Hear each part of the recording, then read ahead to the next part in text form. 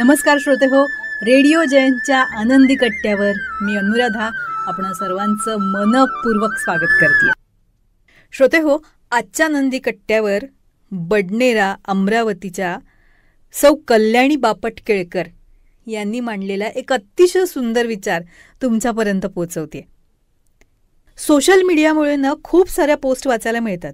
त्यापैकी काही पोस्ट खूप आवडतात, पटतात आणि मग नकळतच आपल्या मेंदूमधल्या एका कप्प्यात हलकेच विराजमान होतात.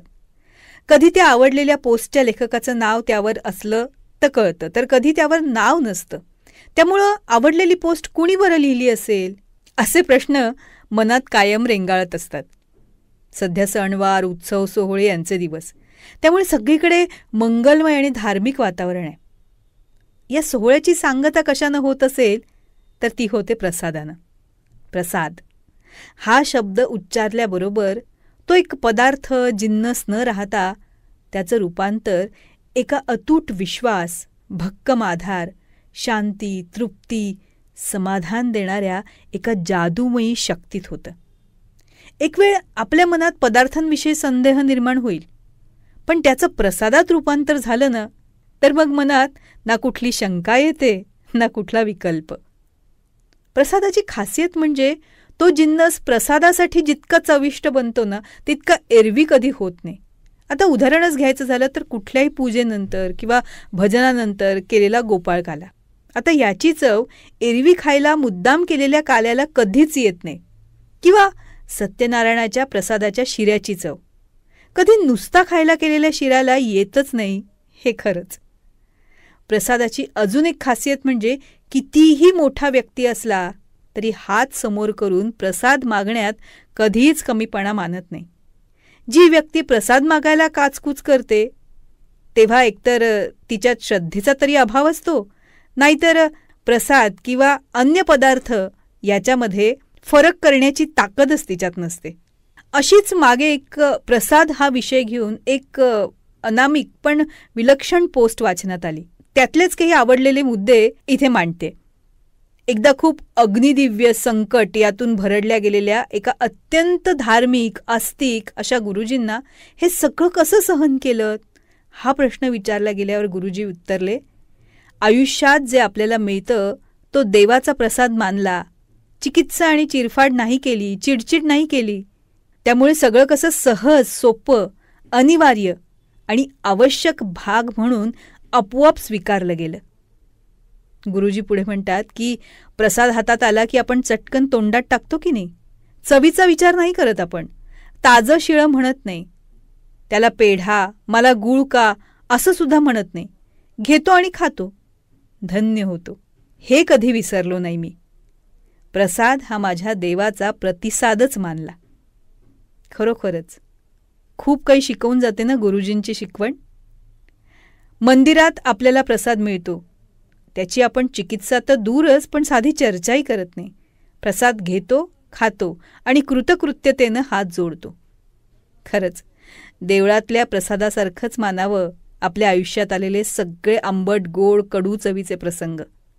जणू ह्या शिकवणीनं मनातली घालमेल, तळमळ सगळं निमायला होतं. प्रसादावरूनच अजून एक प्रसंग. एका वृद्ध स्त्रीला प्रवचन झाल्यावर प्रसाद न मिळाल्यानं ती प्रसाद मागायला येते. प्रसाद संपत आलेला असतो. त्या वृद्धेला एक भक्त स्वतःजवळचा लाडू देतो, तेव्हा आजीबाई त्यातला कणभर लाडू प्रसाद म्हणून घेते आणि उरलेला लाडू असंच कोणी बिना प्रसादाचं जाईल त्याच्यासाठी म्हणून परत करते. आजीबाई खूप मौलिक गोष्ट सांगून जाते त्यावेळी. ती म्हणते, प्रसाद जीव निवण्यासाठी पाहिजे, पोट भरण्यासाठी नाही. आपल्या हव्यासापोटी आपण ब्रह्मांडच खिशात घालायचं म्हणतो आणि मग हट्ट सुरू होतो, आणखी मिळवेन, खूप मिळवेन, जास्त मिळवेन. हा वाढतच जाते, कुठे थांबायचं हे कळतच नाही आणि मग शेवटी ओंजळ रीती ती रीतीच राहते. खरं तर आयुष्य हाच एक महाप्रसाद आहे. तो वाटता वाटता स्वतःला घेतला ना तरच परमानंद मिळतो.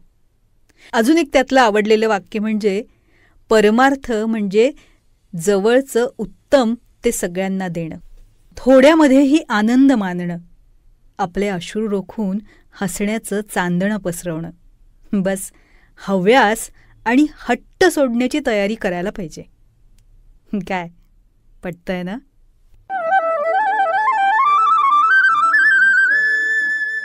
तर श्रोते हो, आजचा हा विचार तुम्हाला कसा वाटला याविषयी आम्हाला आपल्या प्रतिक्रिया जरूर कळवा. त्याचबरोबर रेडिओ जयंतनं चतुरस्त्र हा पॉडकास्ट सुरू केलेला आहे आणि या पॉडकास्टमध्ये प्राध्यापक, लेखक, कवी, नाटककार श्री रमेश कोटस्थाने यांच्याशी साधलेला दिलखुलास संवाद आपण बघणार आहात. या संवादाचे दोन्ही भाग आपण आपल्या चॅनलवर अपलोड केलेले आहेत, तेव्हा हे दोन्ही भाग जरूर बघा. ते तुम्हाला कसे वाटले याविषयीच्या प्रतिक्रिया नक्कीच आमच्या कमेंट बॉक्समध्ये लिहा. त्याचबरोबर श्री रमेश कोटस्थाने लिखित खुळा पाऊस या पुस्तकाचं अभिवाचन आपल्याला रेडिओ जयंतवर ऐकायला तर मिळेलच, पण त्याबरोबरच पूज्य साने गुरुजी लिखित श्यामची आई, पद्मविभूषण बाबासाहेब पुरंदरे लिखित राजा शिवछत्रपती या पुस्तकाचे दोन्हीही खंड, प्राध्यापक यशवंत पाठक लिखित मातीचं देणं, डॉक्टर शुभा साठे लिखित त्या तिघी, नर्मदा परिक्रमेच्या स्वानुभवांवर आधारित प्रभू पाठक लिखित बिल्वपत्र या दर्जेदार पुस्तकांचं अभिवाचनही आपण जरूर ऐका. आणि ते आपल्याला कसं वाटलं याविषयीच्या आपल्या प्रतिक्रिया आमच्या कमेंट बॉक्समध्ये नक्की लिहा. आणि हो, रेडिओ जयंत हे यूट्यूब चॅनल लाईक करा, शेअर करा आणि सबस्क्राईब करा. याचं सबस्क्रिप्शन फ्री आहे.